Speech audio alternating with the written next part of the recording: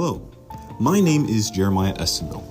The purpose of this video today is to discuss fungi and the stoned ape theory. Before we get much deeper into discussing the stoned ape theory, we need to first discuss fungi itself and its biology. Now to hand it off to Mabel with details on the main features of fungi. To get a better understanding of fungi, it is first crucial to understand its structures and features. Some fungi exist as unicellular entities, like yeast, while others thrive in intricate multicellular structures, like mold or mushrooms, such as the psychedelic ones that encompass the stoned ape theory. This spectrum of existence, from the solitary to the communal, mirrors the journey of consciousness will soon unravel. Fungi elongate their hyphae, which are thread-like structures that intricately weave through their environment. These hyphae serve as the foundation for fungal growth by exploring and penetrating their surroundings. This allows nutrient absorption and a means of connecting with the environment, which in other words can just be thought about as symbiosis, as they exchange nutrients with plants, thus benefiting both parties involved. But there is a lot more to fungi. Fungi have a unique way of sustaining themselves through absorptive heterotrophy. Unlike photosynthesis or eating food like us, they secrete enzymes into their surroundings, breaking down complex organic matter into simpler compounds, making them easily absorbable by the hyphae. This process not only sustains the fungi, but also contributes to nutrient cycling in ecosystems. Knowing this, we can talk more about their structure. Specifically, I want to focus on their cell wall, which is fortified with chitin.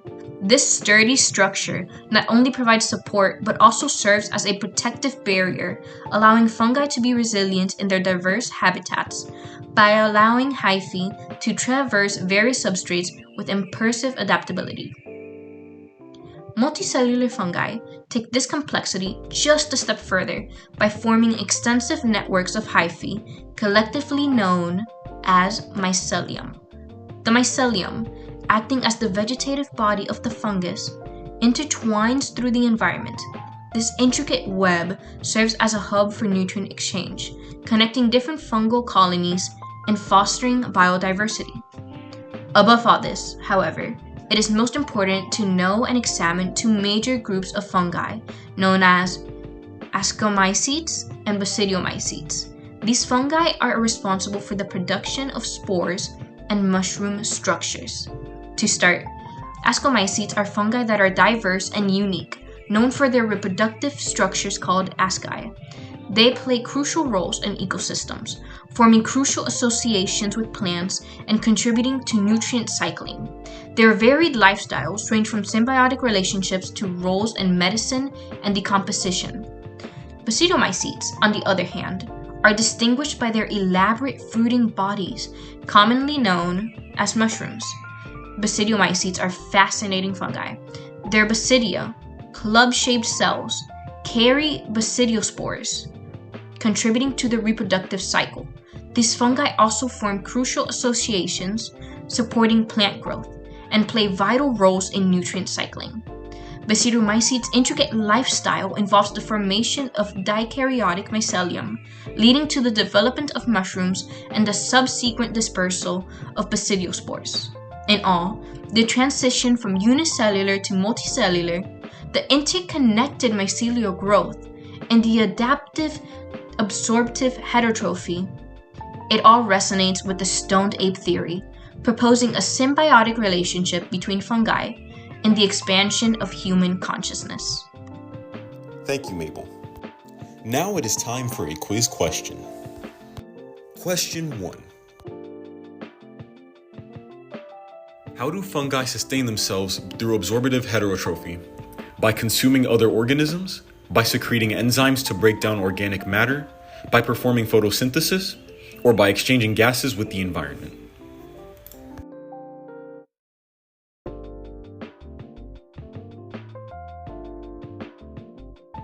The correct answer is B. Now that we have discussed the biology of fungi, it is time for us to discuss the ecology of it and how it interacts with other organisms around it. And with that, I hand it off to Gabriel. Fungi are known for the ability to decompose organic matter, but they can also be detrimental as parasites to crops. One such example would be Phytophthora infestans. It's more commonly known as the potato blight. This caused the Irish famine in the 18th or 19th century. Similarly, certain fungi can be parasites to humans, causing diseases ranging from superficial infections to life-threatening illnesses. An example of a superficial infection would be Candida albicans. This causes candidiasis. It's pretty much an infection that resides on a layer of skin. An example of a more serious life-threatening infection would be Aspergillus fumigatus. This is when you contract a fungal infection in your respiratory system. However, fungi also engage in competition with bacteria for resources. This includes the production of antibiotics. Some fungi produce antibiotics such as penicillin, which inhibits bacterial growth. This contributes to the ongoing battle between microbes. However, fungi are not just solely adversaries. They also form mutually beneficial relationships, such as endocoryzae and ectocoryzae. Endomycorrhizal fungi penetrates the roots of plants, while ectomycorrhizal fungi form a sheath around the roots, both of which aid in nutrient uptake.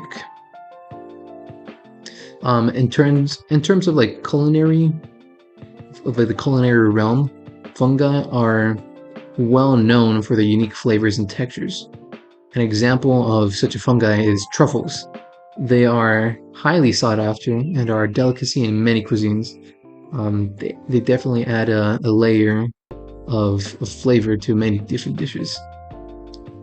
Another form of mutualism are lichens. They exemplify another form of mutualism involving fungi. Lichens consist of fungi living in symbiosis with algae or cyanobacteria, forming unique structures capable of surviving in diverse environments. Now time for yet another quiz question. Question 2. Which of the following represents a mutualistic relationship involving fungi? Fungi acting as parasites on crops and humans, fungi competing with antibiotics for resources, fungi forming mutualistic associations with mycorrhizas, or fungi being consumed as a delicacy, such as truffles?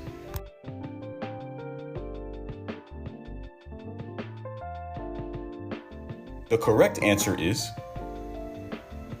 C. Now that we've discussed both the biology and ecology of fungi, it is time for us to go more in depth about the stoned ape theory itself. The stoned ape theory itself is a theory built on the idea that millions of years ago, the ancient predecessors to humans incorporated psilocybes or magic mushrooms into their diet, which could have given rise to the higher order of thinking and consciousness that is present within humans. It's a theory that's built on a lot of evidence that compelled many people into believing it, but it is also just a theory, so that is another factor to consider as well. Regardless, the theory gives an interesting perspective on how fungi work and the effects they can have on organisms that interact with them. Here is a short video that talks a bit about the idea of the stoned ape theory. In the late 1970s, Terence McKenna and his brother Dennis McKenna were the first that proposed the stoned ape hypothesis. It is known now that 22 primates, 23 including us, consume mushrooms. And the idea is our ancestors, they came out of the trees and went across the savannah, would be tracking animals that were pooping.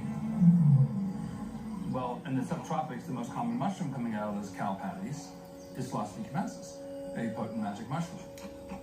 One thing that mushrooms and other psychedelics do reliably is they induce synesthesia. Synesthesia is the perception of one sensory modality in another. Hearing colors, for example, or seeing music.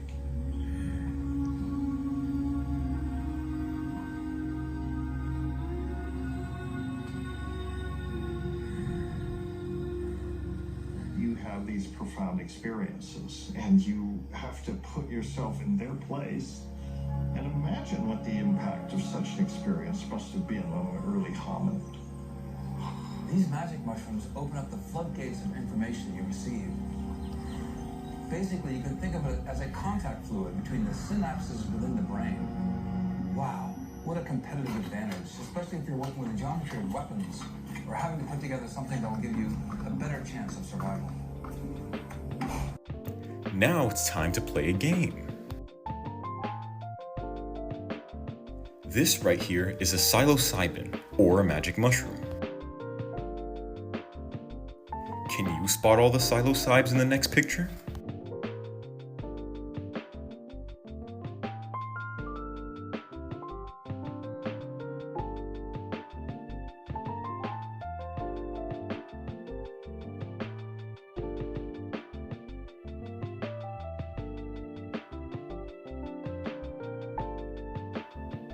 The psilocybes appeared in the picture 5 times.